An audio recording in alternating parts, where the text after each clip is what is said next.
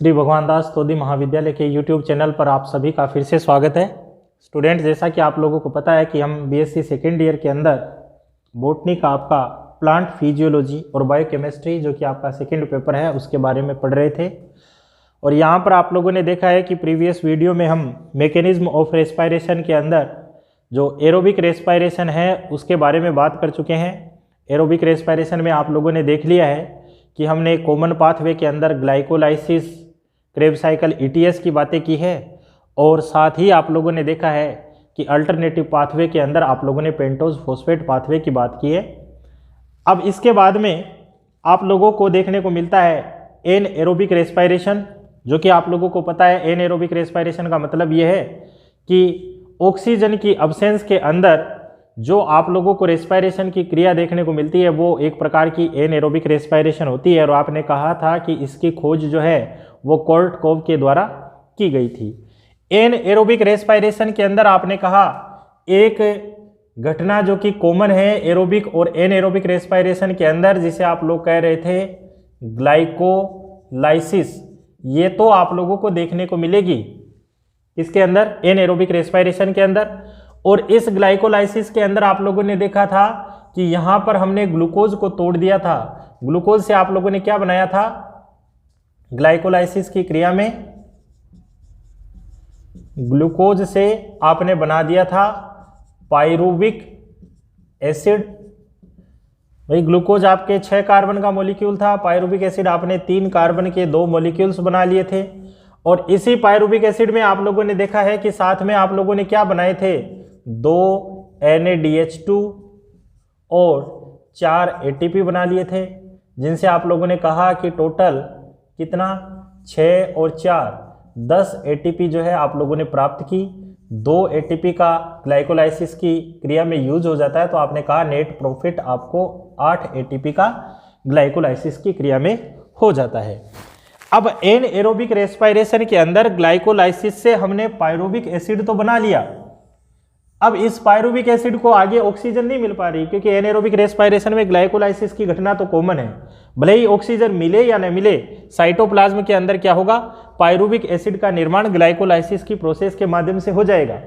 अब आगे आपको इसके अंदर ऑक्सीजन नहीं मिल पा रही है, तो यहां पर आप लोग देखेंगे कि इस पायरुविक एसिड के अंदर क्या होगा? फिर फर्मेंटेशन की क्रिया होगी, किण्वन की क्रिया जो है वो आप लोगों को देखने को मिलेगी।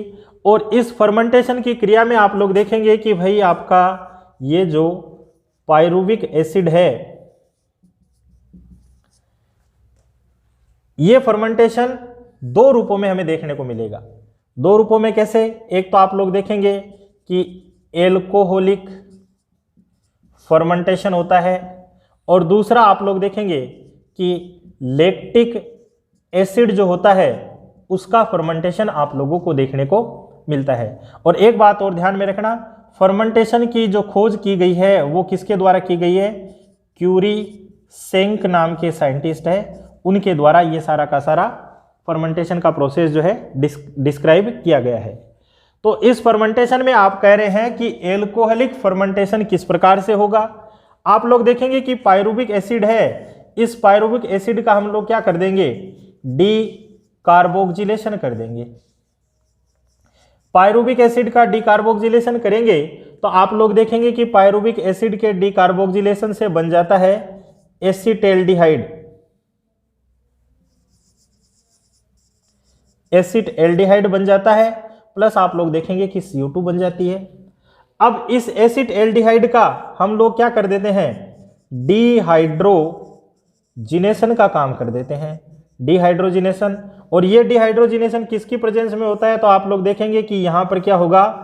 NaDH काम में ली जाएगी और क्या बना दी जाएगी? NAD बना दी जाएगी। और इस डिहाइड्रोजिनेशन के परिणाम स्वरूप आप लोग देखेंगे कि क्या बना दिया जाएगा?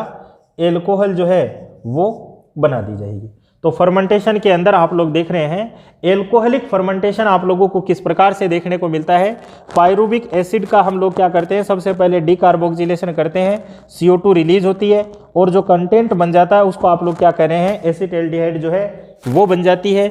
इस एसिटेल्डिहाइड का NADH की प्रेजेंस में आप लोग क्या कर रहे हैं, डिहाइड्रोजिनेशन कर रहे हैं, तो एल्कोहल जो है वो बना दी जाती है। तो ये हो गया एनएरोबिक रेस्पिरेशन के अंदर एल्कोहलिक फर्मेंटेशन जो है वो आप लोगों को देखने को मिलता है।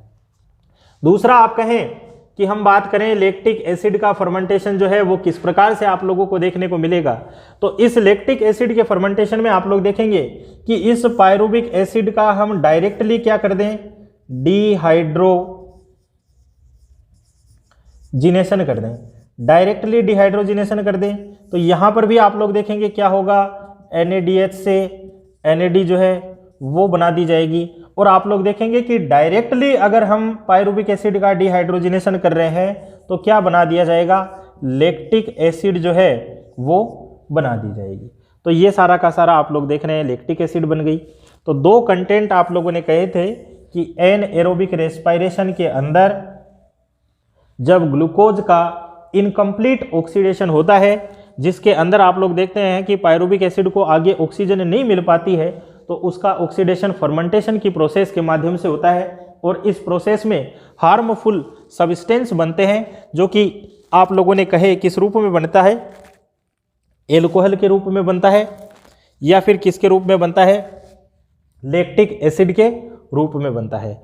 और यहां पर आप लोग देख रहे हैं कि इसी एनएरोबिक रेस्पिरेशन में हमने 2 NADH जो है इनका यूज कर लिया। 2 NADH का यूज करने का मतलब है आपने टोटल 3 और 3 6 ATP जो है वो काम में ले ली। अब ग्लाइकोलाइसिस में केवल आपको 8 ATP प्राप्त हुए थे, जिसमें से 6 आपने काम में ले ली, तो टोटल कितनी बच गई आपके पास में, केवल 2 ATP जो है वो नेट प्रॉफिट के रूप में आप लोगों के पास में बची हुई है। तो ये सारा का सारा आप लोगों को कहां पर देखने को मिलेगा, अगर बात की जाए कि ग्लूकोज का एनएरोबिक रेस्पिरेशन आप लोगों को शो करना है, तो एनएरोबिक रेस्पिरेशन के अंदर आप लोग क्या जिक्र करेंगे, सबसे पहले तो आप लोगों को ग्लाइकोलाइसिस बताना है। ग्लाइकोलाइसिस में आप लोगों को पता है कि ग्लूकोज से हम पायरुविक एसिड बना लेते हैं। इस पायरुविक एसिड को ऑक्सीजन नहीं मिली तो फर्मेंटेशन की क्रिया हो रही है। ये फर्मेंटेशन किस साइंटिस्ट के द्वारा खोजा गया है, और यहाँ पर आप लोग देख रहे हैं कि फर्मेंटेशन 2 प्रकार से हो रहा है, एल्कोहलिक फर्मेंटेशन और लैक्टिक एसिड का फर्मेंटेशन। एल्कोहलिक फर्मेंटेशन में सबसे पहले डिकार्बोक्सिलेशन, फिर सेकेंड नंबर डिहाइड्रोजिनेशन होता है, ये प्रोडक्ट बनता है और इससे एल्कोहल जो है वो बना दी जाती है। आपने कहा कि पायरुविक एसिड के अंदर हम लोग क्या कर दें, डायरेक्टली क्या कर दें, डिहाइड्रोजिनेशन कर दें, तो लैक्टिक एसिड जो है वो सारी की सारी फॉर्म कर दी जाती है। तो ये पूरा का पूरा आप लोगों का क्या हो गया, एनएरोबिक रेस्पिरेशन जो है वो यहाँ पर कंप्लीट हो जाता है। क्लियर है। इसके बाद में हम देखते हैं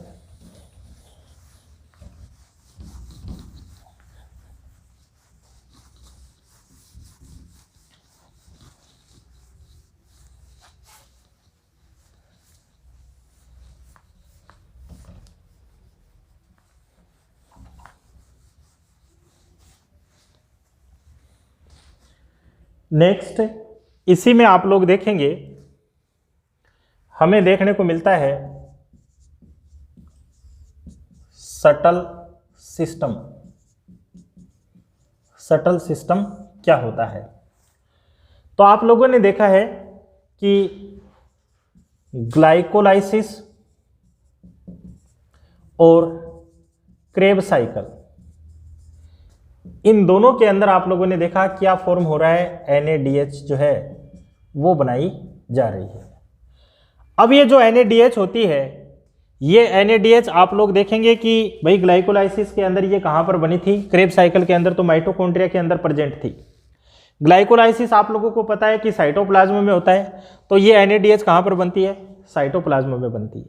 इस NADH से आपको पता है कि ATP का निर्माण कहाँ होता है, माइटोकॉन्ड्रिया के अंदर जो ऑक्सीसोम्स होते हैं वहां पर ये सारा का सारा काम होता है। तो इस माइटोकॉन्ड्रिया के अंदर ये डायरेक्टली इंटर नहीं कर पाती है NADH, क्योंकि माइटोकॉन्ड्रिया की जो मेम्ब्रेन है वो इसके लिए क्या है, इम्परमिएबल रूप में आप लोगों को देखने को मिलती है। तो इनको माइटोकॉन्ड्रिया के अंदर इंटर करवाने के लिए क्या काम में आता है, सटल सिस्टम जो है वो काम में लिया जाता है। और ये जो सटल सिस्टम है आप लोग देखेंगे कि ये 2 प्रकार का सटल सिस्टम हमें देखने को मिलता है। 2 प्रकार के सटल सिस्टम जो है वो टोटल आप लोगों को देखने को मिलेंगे। कौन से शटल सिस्टम है हम लोग बात करें,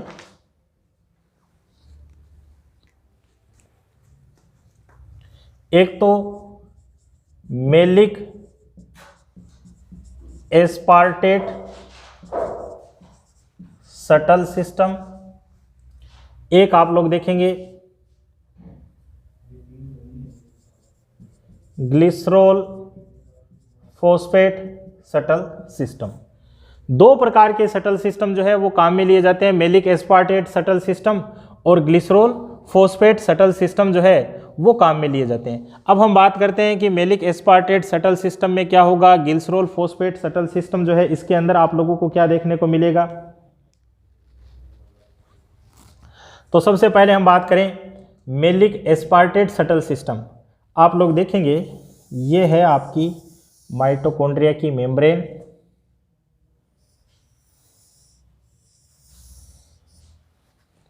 ये तो है अपना पेरी माइटोकॉन्ड्रियल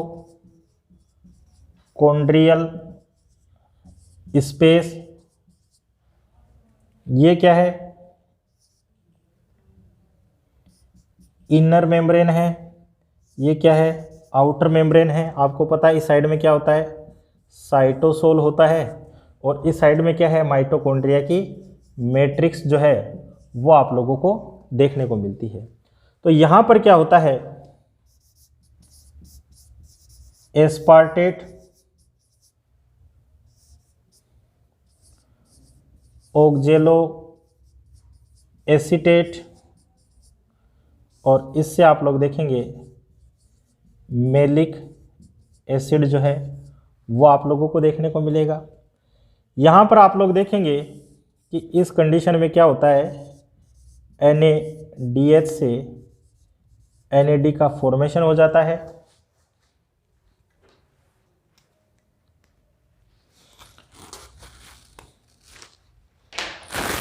और ये जो NaDH जो थी जो कि साइटोसोल के अंदर प्रेजेंट थी, ये यहाँ से आ जाएगी डायरेक्टली माइटोकॉन्ड्रिया की मैट्रिक्स के अंदर। फिर यहाँ पर आप लोग देखेंगे कि इस मेलिक एसिड से क्या बना दिया जाएगा वापस ऑक्जेलो एसीटेट और इससे क्या बन जाएगा एस्पार्टेट। इस प्रोसेस में जो आपने NAD काम में ली थी जो कि अंदर आई है साइटोसोल से मैट्रिक्स के अंदर, ये NAD क्या बना देगी वापस NaDH का फॉर्मेशन कर देगी और ये जो एस्पार्टेट बना था आप लोग देखेंगे कि वापस क्या होगा साइटोसोल की तरफ ट्रांसफर हो जाएगा। तो मेलिक एस्पार्टेट शटल सिस्टम में क्या काम होता है, मेलिक एसिड और एस्पार्टेट जो है इसका जो कंबाइंड वर्क जो है वो आप लोगों को देखने को मिलता है। आप लोग देख रहे हैं ये माइटोकॉन्ड्रिया का पेरी माइटोकॉन्ड्रियल स्पेस है, ये इसकी आउटर मेम्ब्रेन है माइटोकॉन्ड्रिया की, ये माइटोकॉन्ड्रिया की इनर मेम्ब्रेन है, ये माइटोकॉन्ड्रिया का मैट्रिक्स है और इस साइड में अपना साइटोसोल जो है वो प्रेजेंट है। तो ग्लाइकोलाइसिस में जो NaDH बना है वो डायरेक्टली अंदर इंटर नहीं हो रहा है, वो शटल सिस्टम के माध्यम से इंटर हो रहा है। और शटल सिस्टम कौन सा है मेलिक एस्पार्टेट शटल सिस्टम, जिसमें आप लोग देखते हैं कि ये NaDH जो है ऑक्जेलो एसीटेट के साथ में वर्क कर क्या कर रहा है मेलिक एसिड के रूप में चेंज हो रहा है और इससे क्या बन गई NAD बन गई।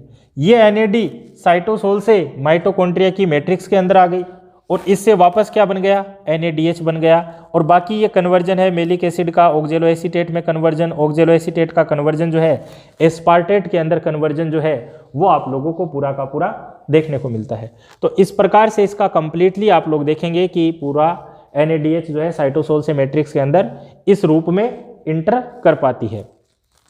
दूसरी बात आप लोग देख रहे हैं कि यहाँ पर NaDH जिस फॉर्म में थी उसी फॉर्म के अंदर माइटोकॉन्ड्रिया की मैट्रिक्स में पहुंची है। तो इसका मतलब यह है कि इस प्रकार के शटल सिस्टम के द्वारा एक ग्लूकोज का हम कंप्लीट ऑक्सीडेशन करेंगे तो आप लोगों को 38 ATP का फॉर्मेशन जो है वो देखने को मिलेगा। 38 ATP का क्यों? क्योंकि NaDH जो है अपनी जिस फॉर्म में साइटोसोल में प्रेजेंट था उसी फॉर्म के अंदर कहाँ पर पहुँच गया, मैट्रिक्स के अंदर पहुँच गया। और इसी NADH से आपको पता है कितने ATP बनेंगे, 3 ATP जो है वो बना दिए जाएंगे। तो ये तो था आपका मैलिक एस्पार्टेट शटल सिस्टम। दूसरा हम बात करते हैं glycerol phosphate shuttle system.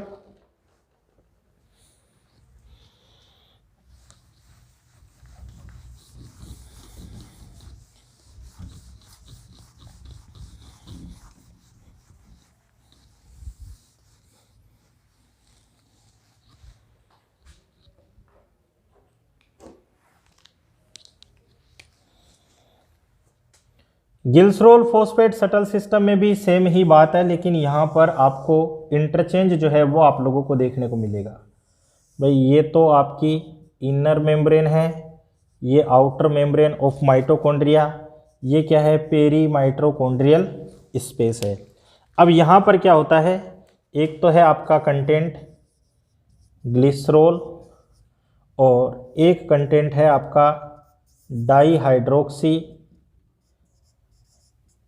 Acetone phosphate, die हेप जो है वो आप लोगों को देखने को मिलता है। ये यहाँ पर आएगा, मेम्ब्रेन के ऊपर ही आएगा। यहाँ पर क्या बनेगा,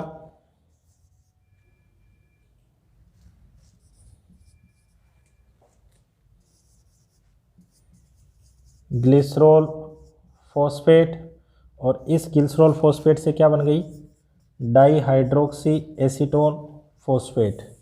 ये वापस यहाँ पर इंटरचेंज हो जाएगी।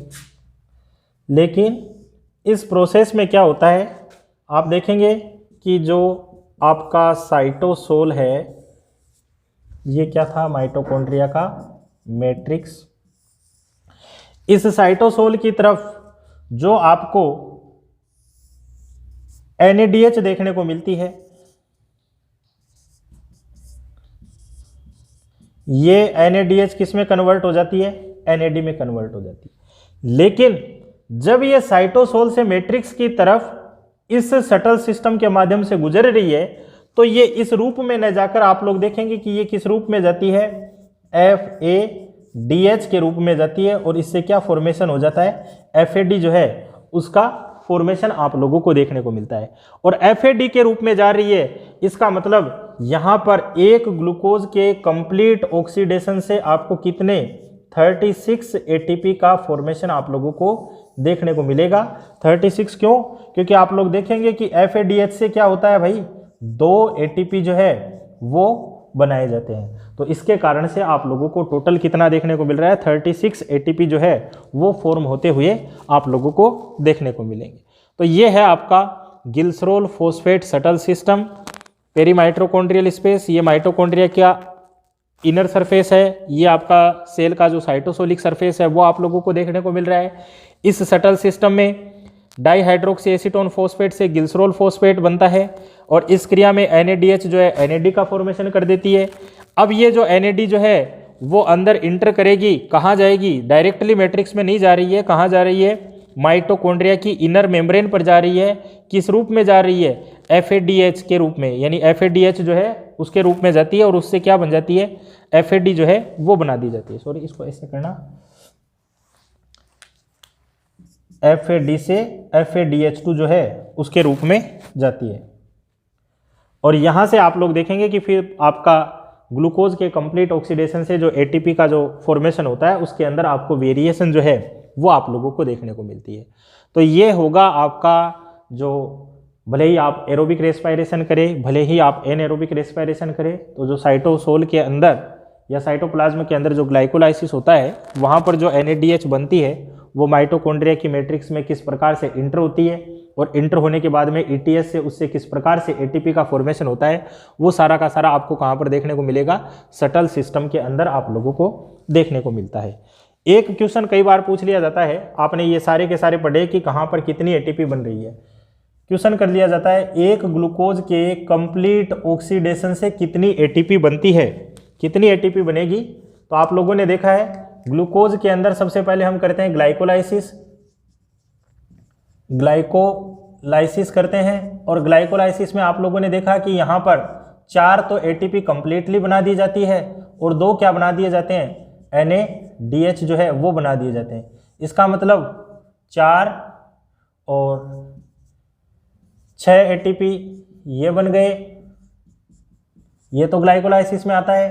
और यहाँ टोटल कितने 10 ATP, जिसमें से आपको पता है कि यहाँ पर 2 जो है ATP यूज कर ली जाती है, यानी कि यहाँ पर टोटल कितने 8 ATP का आपको नेट प्रॉफिट ग्लाइकोलाइसिस में होता है। दूसरा आपने कहा था क्रेब्स साइकिल, और क्रेब्स साइकिल में आपने कहा 1 टाइम रोटेशन से 15 ATP, 2 टाइम रोटेशन से आप लोग देख रहे हैं कि टोटल 30 ATP जो है वो फॉर्म की जाती है।